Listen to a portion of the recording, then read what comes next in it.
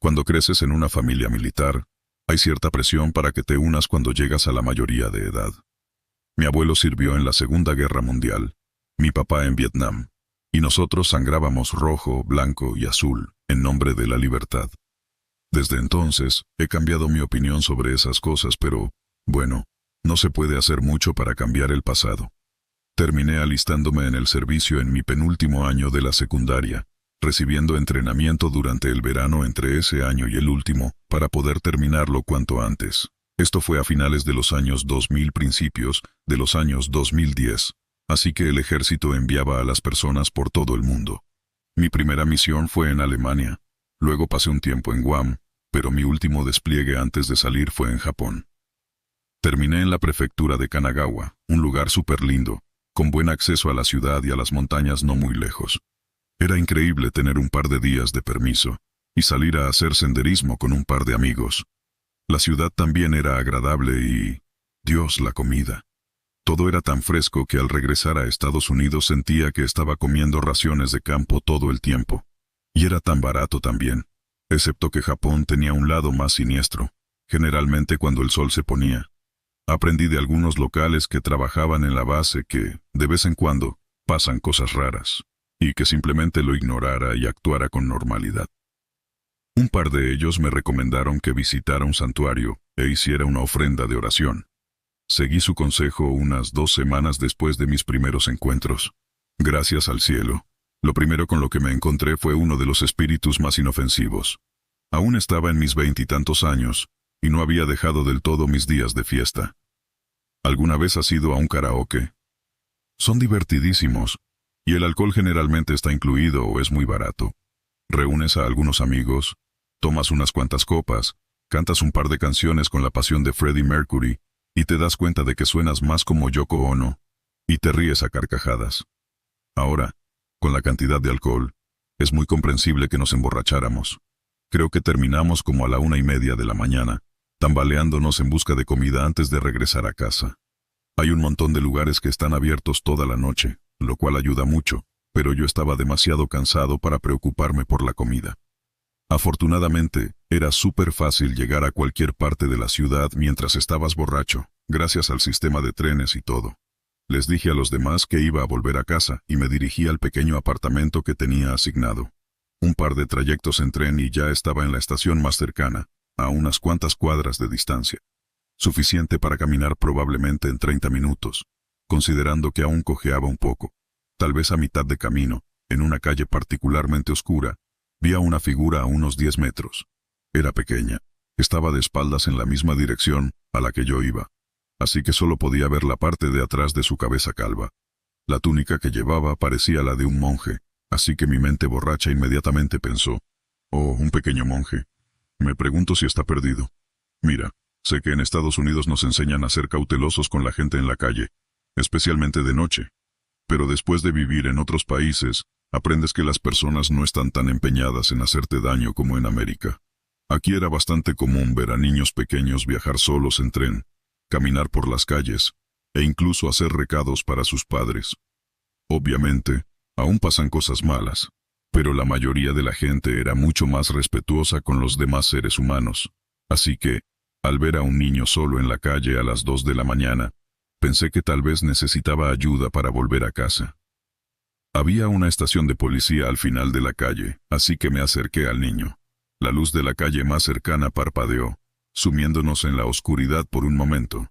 En la ausencia de luz, vi una pequeña luz azul que el niño sostenía. A medida que me acercaba, finalmente hablé. «Hola, ¿estás perdido? ¿Necesitas ayuda?» «Srenia», dije, más alto de lo que pretendía. El niño no respondió, y me tomó un segundo darme cuenta de que estaba hablando en inglés, y que tal vez no entendía.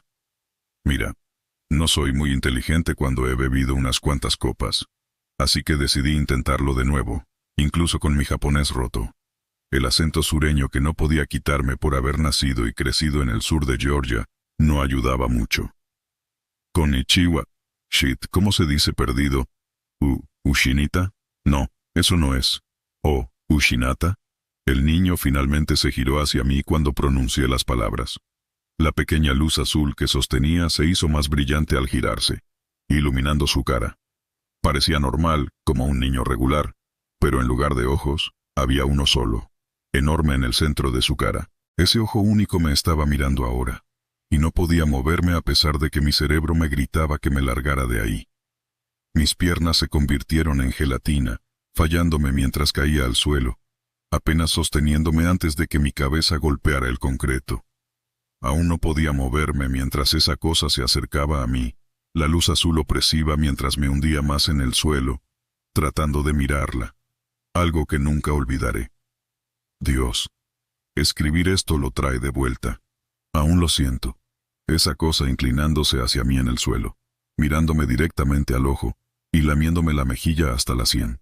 La lengua era escamosa, con pequeños puntos que raspaban ásperamente mi piel. Me había afeitado esa mañana, lo que lo hacía sentir peor. Era como una lamida de gato, pero más viscosa, y aún áspera en cada parche pequeño de piel que alcanzaba. Este maldito pequeño me lamió, se levantó, me miró a los ojos, y se fue como si nada hubiera pasado. No podía moverme, con el corazón acelerado tratando de averiguar si solo estaba borracho y había sido atacado por algún extraño en la calle, o si lo que vi era algún tipo de fantasma. Después de unos minutos, recuperé la fuerza y finalmente pude levantarme y dirigirme de vuelta a los barracones. No pude dormir en toda la noche. Casi uso un estropajo en mi mejilla para intentar deshacerme de la sensación que me dejó en la piel. Me estaba volviendo loco. Debí de haber parecido un desastre al día siguiente, lo cual no era una sorpresa. Un par de los chicos del karaoke de la noche anterior también debieron notarlo. Estaba sentado con algunos de ellos en el comedor, revolviendo mi sopa distraídamente. ¿Estás bien? Matt, otro soldado preguntó. Parece que has visto un fantasma. Respondí, tomándome un minuto para despejar la niebla de mi cerebro. ¿Alguna vez te has sobrio sin dormir después de estar completamente borracho? Es horrible. Muy, muy horrible. Para ser honesto, tal vez lo hice. ¿Oh? ¿Con quién te encontraste? Ryu, un local que trabajaba con nosotros en la base, preguntó. Estaba medio dormido hace un momento, pero de repente estaba completamente despierto, con una expresión de preocupación en su rostro. No lo sé. Al principio pensé que era un niño, ya que solo podía verlo de espaldas. Calvo, con túnica de monje. Le pregunté si estaba perdido y luego... No sé, simplemente me derrumbé de repente. No podía mantenerme en pie. Luego me miró. Esa cosa tenía un solo ojo, dije, balbuceando mientras seguía revolviendo mi sopa. Cuando estaba en el suelo ¿Me lamió? No lo sé, hombre, me siento un poco violado. Ryu se rió. Matt y yo estábamos confundidos, pero luego comenzó a reírse a carcajadas. Tuviste suerte. Hitotsume Koso, niños cíclopes, dijo aún riendo. Son inofensivos, aunque pueden ser, bueno, raros. ¿Cómo lo experimentaste? Podría haber sido peor. ¿Peor? ¿Puede ser peor que ser lamido por un cíclope enano? Matt preguntó. Necesito más información aquí, jefe. Oh, sí, los yokai pueden ser muy peligrosos si te encuentras con los correctos. ¿Has oído hablar de la Kuchisake Onna? Ryu preguntó, inclinándose hacia adelante. Había un aviador hace unos años, tal vez 2 o 3. Encubrieron su muerte como un suicidio para su familia, pero fue la Kuchisake Onna, la mujer de la boca cortada. No me gusta cómo suena eso, dijo Matt, alejándose. Deberías tomarlo como una advertencia, dijo Ryu de nuevo. Si te encuentras con una mujer que oculta la parte inferior de su rostro, has encontrado a la Kuchisake Onna. Te preguntarás si crees que es hermosa. ¿Debería invitarla a salir también? Matt preguntó, riéndose de su propia broma. Ryu solo le lanzó una mirada cansada, acostumbrado a sus bromas. No puedes huir de inmediato. Ella tomará eso como si la llamaras fea. Dile que es hermosa. Entonces te mostrará la parte inferior de su cara, su boca cortada. Hizo un movimiento de una oreja, bajando por la boca, y subiendo de nuevo hasta la otra oreja, en una sonrisa enorme. Te hará la pregunta otra vez. Si le dices que no es bonita, te mata con unas tijeras gigantes. Si le dices que es hermosa, te corta igual que a ella.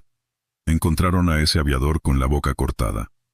Entonces, ¿estás jodido de todas formas? Eso es una mierda, dije, pensando en la noche anterior. Eso ya fue lo suficientemente horrible, no quería encontrarme con más. Me sentía asqueroso. Mi piel volviendo a sentir esa sensación de haber sido lamido. La mejor manera de escapar de un yokai es confundirlo. Esto aplica para muchos de ellos, desde la Kuchisaka Onna hasta el Akamondo. Si le haces una pregunta en respuesta, tendrás tiempo para huir.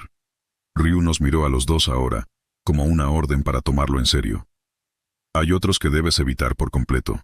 Si te topas con algunos de los más malvados estarás, bueno, como dicen los estadounidenses, jodido. Genial. Supongo que nunca voy a salir de la base otra vez, dije, prácticamente estrellando mi cara contra la sopa. Supongo que como vi a uno estoy maldito. No, no realmente. Solo ve a un santuario y haz una ofrenda. Es fácil, pero hace maravillas para la protección, dijo Ryu. La mayoría son solo espíritus inquietos que no pudieron seguir adelante. Hacer una oración por ellos a menudo hace que te ignoren, o simplemente te da suficiente suerte para evitarlos. Hablamos un poco más. Ryu nos contó varias leyendas locales antes de que todos nos dispersáramos de vuelta al trabajo. Terminé inundado de trabajo durante la siguiente semana sin poder respirar, mucho menos salir de la base. Eventualmente, el incidente quedó atrás. Creo que me convencí a mí mismo de que estaba borracho, y que solo lo imaginé, o tuve un encuentro raro. Debería haberlo recordado. Finalmente tuve una noche libre una semana después. Decidí salir y conseguir algo de comida decente en lugar del comedor, así que salí a la ciudad. A pesar de mis planes de volver antes de que fuera tarde y las calles estuvieran desiertas, me quedé atrapado hablando con una chica que conocí. Era agradable. Todavía tengo su número y hablamos de vez en cuando. Salimos durante un tiempo, pero eso no viene al caso. Para cuando comencé a regresar a casa, ya había pasado la medianoche. Dicho esto, esta vez estaba completamente sobrio, al menos tenía eso a mi favor.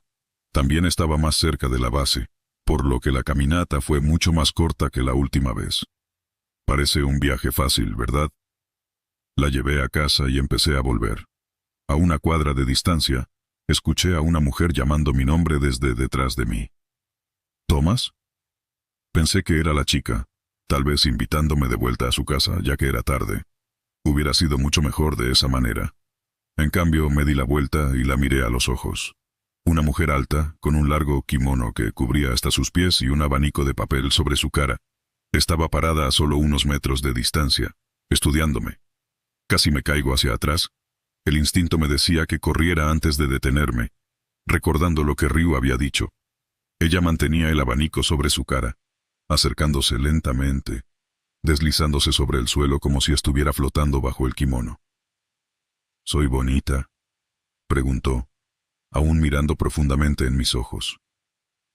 No podía apartar la mirada, por mucho que lo intentara. Su cabello oscuro caía a los lados de su cara, con grandes ojos verdes brillando mientras me miraba fijamente. Era hermosa. Sí, mucho, dije, casi sintiéndome obligado a decirlo. Ella soltó una risita. Sus ojos brillaban aún más. El abanico de papel comenzó a cerrarse, unas tijeras enormes formándose desde los bordes de madera delgadas. Brillaban en las luces tenues de la calle, pero eso fue secundario a lo que vi después. ¿Sigo siendo bonita?, me preguntó de nuevo, sonriendo literalmente de oreja a oreja. Pude ver sus dientes y mandíbulas a ambos lados. La piel desgarrada se abría desde la boca. Sangre roja brillante brillaba alrededor de los cortes, como si acabaran de hacerse. Su sonrisa me inquietaba tratando de pensar en una forma de salir de esto, confundirla o simplemente huir. Ella reiteró de nuevo, ¿sigo siendo bonita? ¿Soy bonito?, dije sin poder pensar en otra cosa que no fuera la pregunta que me hizo. Inmediatamente lo lamenté. Cerré los ojos con fuerza y me preparé para ser asesinado por un maldito fantasma. Dios, qué manera de morir. ¿Eres bonito?, preguntó con la sonrisa ancha ahora torcida por un ceño fruncido en el medio.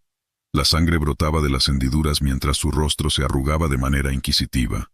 Su mano que sostenía las tijeras bajó. Sus ojos finalmente se separaron de los míos mientras miraba al cielo, pensando, ¿eres bonito? ¿Son los hombres bonitos? Una vez que miró hacia otro lado fue como si se levantara un peso. Corrí, finalmente llegando a la puerta de la base donde los guardias se mostraban algo reacios a dejarme entrar porque estaba tan asustado. Eso me asustó muchísimo. No dormí esa noche de nuevo. Llamé al día siguiente y le dije a mi oficial al mando que estaba enfermo por intoxicación alimentaria. Marché hasta el santuario más cercano, y ofrecí 2 ofrendas a cualquier espíritu que las quisiera. Apenas llevaba un mes en Japón hasta ese momento. 2 de estos espíritus espeluznantes ya me habían encontrado. Tomé todas las precauciones posibles a partir de entonces. Al diablo. Todavía me quedaba al menos un año de despliegue en ese momento. Después de lo que me contó Ryu, hice un poco de investigación también. Conoce a tu enemigo, ¿verdad? Sí. Los yokai no siguen las mismas reglas que otras leyendas de fantasmas. Estas cosas podían ser pura maldad, odio en su forma más destilada. A algunos no les importaban las ofrendas o los amuletos. A pesar de mi nueva precaución, era como si fuera un maldito imán para cosas extrañas por ahí. Las cosas solo iban a ponerse más raras hasta que finalmente pudiera irme. Puedo manejarme en una situación difícil. Adaptarme a una situación jodida es parte de mi trabajo, o al menos es una pieza clave del mantra que tenemos. Tomé un descanso de la vida militar estándar, y decidí ir a la parte continental de Japón, en lugar de pasar 10 días vagando por Okinawa, lo típico de siempre. Aterricé en el aeropuerto de Haneda. Lancé algunas miradas a los nuevos reclutas que llevaban bolsas de mar y cajas de despliegue, y seguí caminando hacia el tren más cercano a Tokio. Resulta que mi japonés no es muy bueno, o tal vez las botellas de soyu que tomé arruinaron mi vista, así que terminé en un pequeño pueblo residencial a kilómetros de la ciudad. Adaptarse e improvisar, mentir el resto.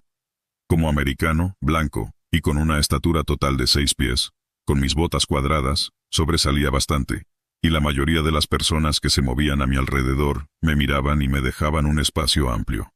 Siguiendo mi nariz por el olor del caldo de mariscos, me senté a comer ramen en una pequeña tienda de fideos cerca de la estación, y probablemente comí el mejor ramen que había probado hasta ese momento.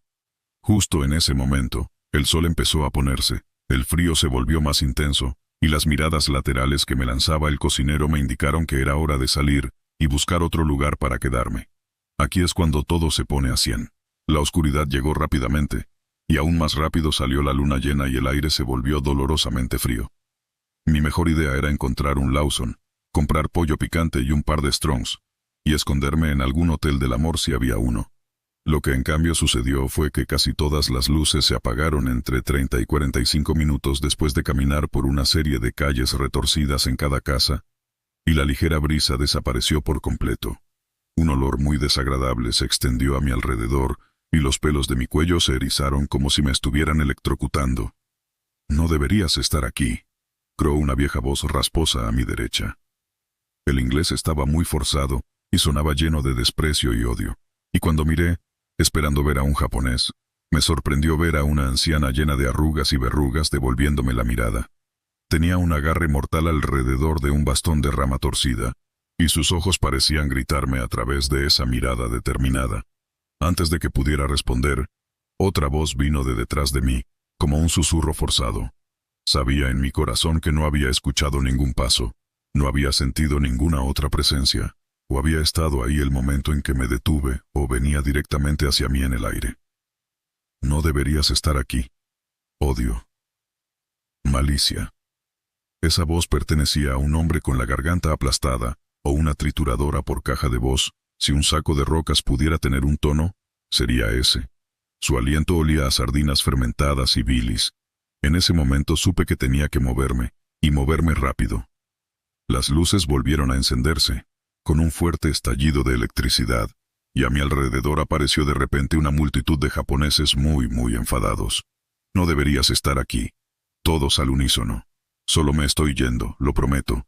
Estoy tratando de encontrar un hotel o un oncho. Sumimasen».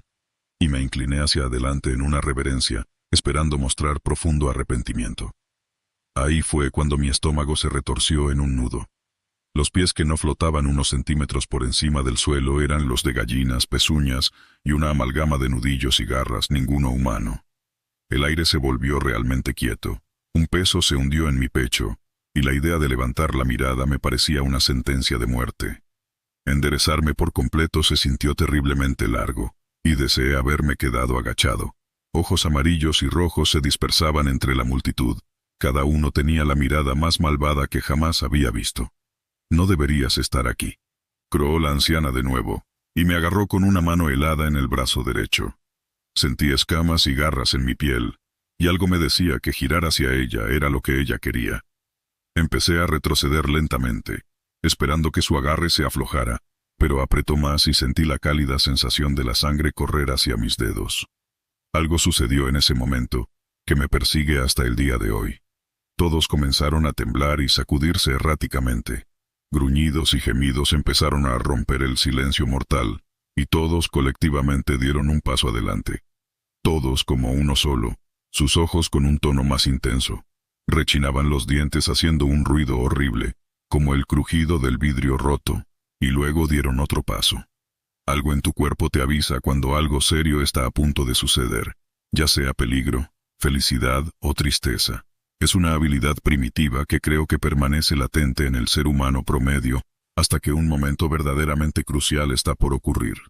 Probablemente sea alguna habilidad de supervivencia que nuestros antepasados usaron para sobrevivir las noches contra los dientes de sable y esas cosas. Lo que yo sentí fue terror, y lo que imaginé que sentiría un ñu cuando una manada de leones lo rodea. Presa en medio de una multitud de depredadores. Vi a la multitud de seres lanzarse hacia adelante. Las garras en mi brazo rasgaron hasta mi muñeca, y escuché el siseo y los aullidos del infierno en mis oídos. Estaba muerto, hermano. Entonces sonaron campanas, furiosas campanas. Me sacudieron para ver al dueño de la tienda de ramen agitando una gran campana y mirando a su alrededor con puro terror en su rostro, y sentí que la anciana me soltaba mientras su mano se cerraba en la parte trasera de mi cuello. Me estaba gritando algo en un tono chillón, y lo siguiente que supe fue que estaba corriendo con él. No necesitaba explicación ni razón. Si me quedaba atrás estaba muerto. Incluso en una carrera a máxima velocidad, seguía haciendo sonar esa campana, gritando frases en japonés una y otra vez para que cualquiera lo escuchara. Detrás de nosotros resonaban esos seres, una sinfonía de sonidos guturales, siseos y rugidos. Corrimos durante lo que parecieron horas hasta que doblamos una esquina, y vimos el débil resplandor de su letrero de ramen con luces de neón, e instintivamente aceleramos el paso. La campana comenzó a sonar tan fuerte que me hizo doler la cabeza, y detrás de nosotros los gritos eran aún más fuertes que antes. No recuerdo claramente la siguiente parte. Pasamos de estar en la calle corriendo a estar dentro de su pequeña tienda, apilando sillas y mesas contra la puerta. No soltó la campana. Seguía lanzando muebles con una mano. Fuera de nuestra patética barricada estaban esas cosas, arañando y golpeando las paredes y puertas tratando de entrar. Deslizándose por el mostrador, me lanzó un recipiente de sal y 2 pequeños platos, y me gritó algo en japonés, señalando hacia el pie de la barricada. Sabía que significaba, echa sal, maldita sea. Y lo hice. Después de un rato vertiendo sal, me quitó el recipiente y uno de los platos y corrió hacia la parte trasera. Mi instinto me dijo que había otra puerta que estaba cubriendo. Cuando regresó, me entregó un gran cuchillo de sushi y una campana. Él también tenía un cuchillo. Así que tocamos nuestras campanas. Pasaron horas. Campanas y gritos, golpes y rasguños. Al escuchar con suficiente atención, me di cuenta de que estaba recitando oraciones, así que yo también comencé a rezar a Dios. Pensé que más valía que ambos tuviéramos a nuestros dioses en línea. Otro conjunto de horas pasó lentamente hasta que los arañazos comenzaron a desaparecer. La horda de monstruos comenzó a rugir cada vez menos, hasta que todo lo que quedó fue un golpe solitario. Era un sonido de madera, seco, como un bastón golpeando las paredes de la tienda. El dueño de la tienda de ramen lanzó una frase que supe que era una maldición, y un fuerte siseo respondió antes de que el sonido de pies reptilianos se desvaneciera. La mañana llegó amargamente lenta. El olor fétido se fue, y vi alivio en el rostro del dueño de la tienda. Besó la campana y se inclinó ante el montón de sal antes de que empezáramos a desmantelar la barricada. Cuando echamos un vistazo afuera, fuimos recibidos por una multitud menos horrenda. Un grupo de locales se había reunido alrededor de la tienda de ramen, mirando asombrados los miles de arañazos, hendiduras y marcas de dientes en el edificio. Jadeaban al ver la sangre seca en mis brazos y ropa.